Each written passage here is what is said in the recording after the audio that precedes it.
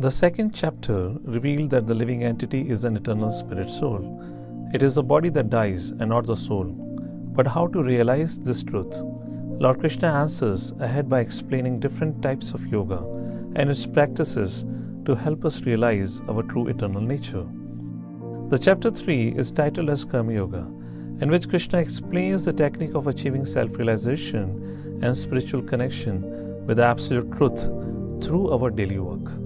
To begin with, the acronym for this chapter is TREE, where T stands for Tyaga. Here Arjuna clarifies his confusion about what is better for him, to renounce or to perform his duty. Arjuna thinks spirituality means retirement from active life and the adoption of asceticism. Notably, many people have this misconception about spirituality, and in particular about Bhagavad Gita. Such people believe that Bhagavad Gita is all about leaving, that is, one's profession, family, and society to become a mendicant renunciate. However, the message of Bhagavad Gita is about living responsibly and performing one's duties with detachment, which is a means to leading a happy life. Thus, in this chapter, Lord Krishna offers us profound insight into the art of living. Lord Krishna explains that renunciation is not about abandoning one's worldly duties. Rather, true renunciation is to give up the mentality that I am the controller and enjoyer. By working in a spirit of detachment, which is cultivated by offering the results of one's daily work, that is money, knowledge, influence, etc., to Supreme Lord, knowing Him to be the supreme enjoyer and controller, one achieves a real state of renunciation, and this is known as Karma Yoga. Bhagavad Gita, chapter 3, verse number 9. Thus Lord Krishna tells Arjuna in 3rd chapter from verse number 6 to 8 that it is better to perform one's worldly duties in this spirit than to accept premature renunciation and become a pretender. Unfortunately, it is seen sometimes that certain people accept the dress and the lifestyle of a renunciate, but are not qualified for it. For an instance, once on the bank of Ganges river at Haridwar, a sadhu was sitting in meditation. One wealthy family came there to take bath in the Ganges, and they left all their belongings next to the sadhu. But when they returned and collected their belongings, to their dismay, they could not find their gold chain. And when the family asked Sadhu, he simply raised his hand for blessings, pretending as if he knows nothing.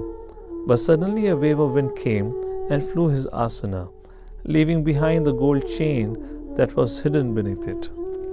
In essence, Lord Krishna advises Arjuna not to be an escapist, which is an easiest response in times of difficulty. Rather, it is better to perform Karma Yoga, which gradually purifies one's desires and consciousness.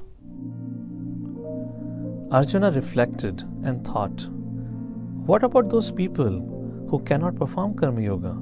How can they advance?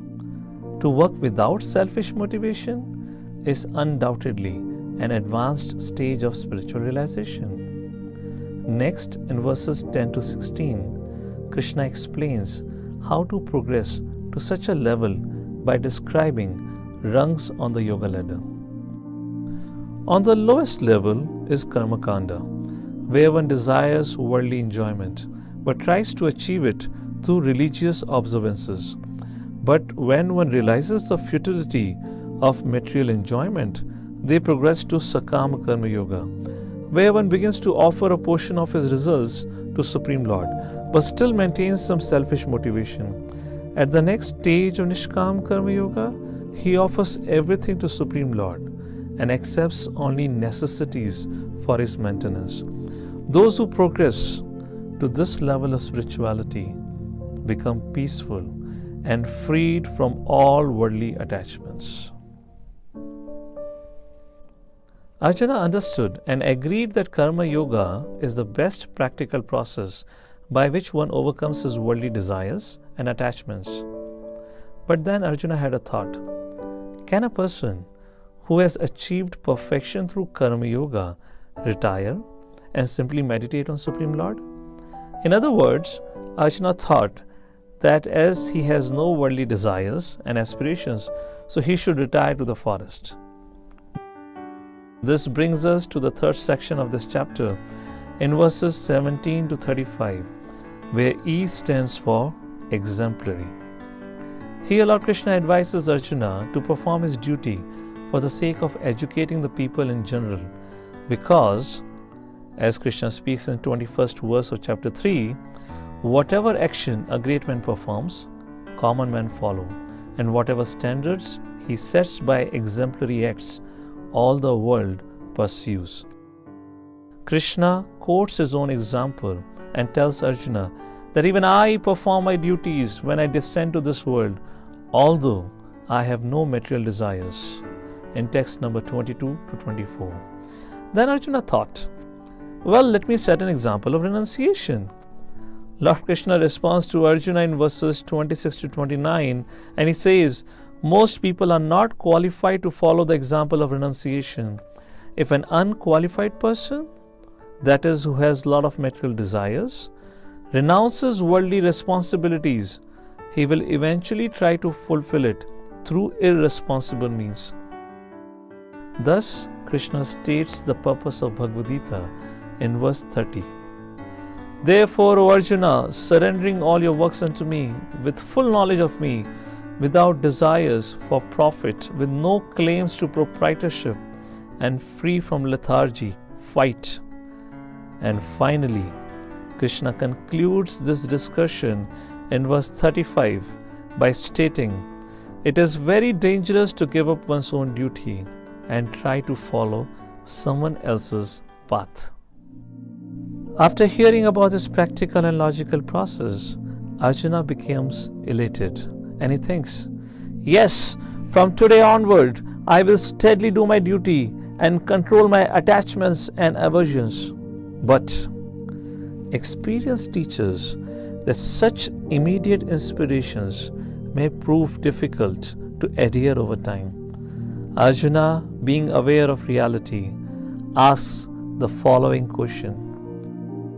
My dear Lord, in life, even though I know the best course of action, what is it that impels me time and again to act improperly and against my good intelligence? And this brings us to the last section of chapter 3, titled as Enemy of the Soul. Lord Krishna explains that the inherent quality of the soul is to love, to selflessly serve without any personal agenda. However, when the soul descends to this world, that pure love perverts into lust, which is the root cause of this phenomenon and is the eternal enemy of the soul.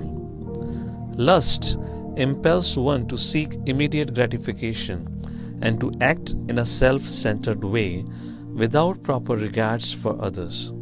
In this way, lust cheats one of a progressive and happy life and offers only meager, instantaneous and temporary gratification in return. It is said that enemy is invincible when it is unrecognized and can prove fatal.